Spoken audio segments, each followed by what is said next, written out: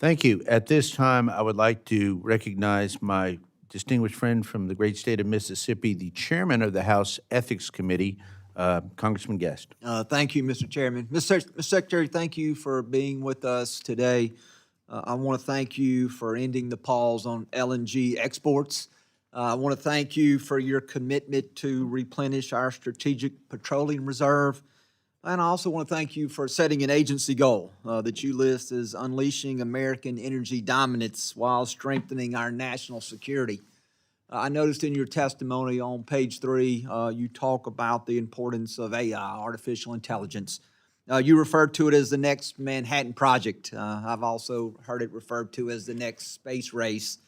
You list there that we need all energy sources to power the global AI race and meet growing data center energy demands, including nuclear, gas, geothermal, coal, while also ensuring the security of the grid. And so I would ask if you would just take a brief moment to talk to the committee about how the department is planning to meet the growing energy needs, not only of data centers, which are extremely important, but also we know advanced manufacturing as we bring more advanced manufacturing online. The energy needs of transportation now as we see more vehicles being electrified. So can you just tell us briefly your goal as to how you would like to see the Department of Energy move forward to make sure that we have the energy necessary to compete in this AI race? Fantastic. Love the question and love the premise of how critical AI is. And I've called it the next Manhattan Project for a reason. I'm sure you're aware. You know, in the original Manhattan Project, Nazi Germany was also trying to develop an atomic bomb.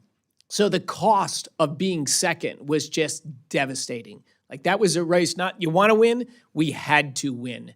And I think AI has similar overlay.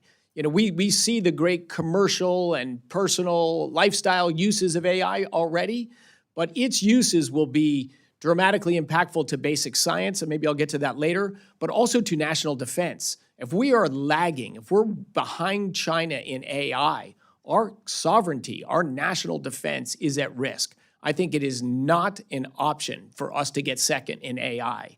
And I think in the last administration, where we saw very little growth in America's energy production capacity, we were on a road where we were not going to lead in AI. So as I think you and I both believe, we need to lean in. And if we're going to win AI, it is an energy-intensive manufacturing industry. We have to enable the growth, dramatic growth of American energy production if we are to lead in AI. Fortunately, we have the resources, we have the businesses, and we have the technologies here to invest in those energy things.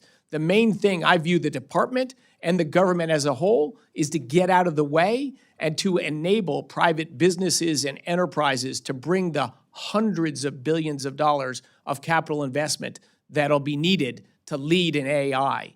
You mentioned LNG exports and natural gas. Today, natural gas is by far the U.S.'s largest source of electricity.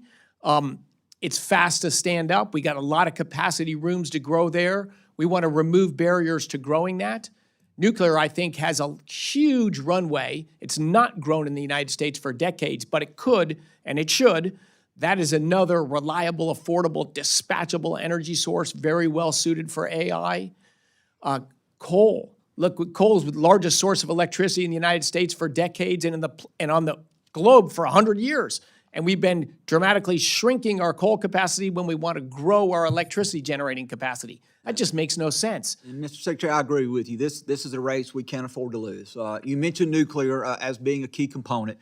We've heard a lot about SMRs, small modular reactors, but also want to talk more about large-scale nuclear reactors. In my home state of Mississippi, we have the Grand Gulf Nuclear Power Facility, which is the most powerful single-unit nuclear power plant in the United States. It is also one of the most efficient and most reliable. The facility there that has operated that nuclear power facility has an existing early site permit that expires in 2027. So that permit, which existed for 20 years, will soon expire.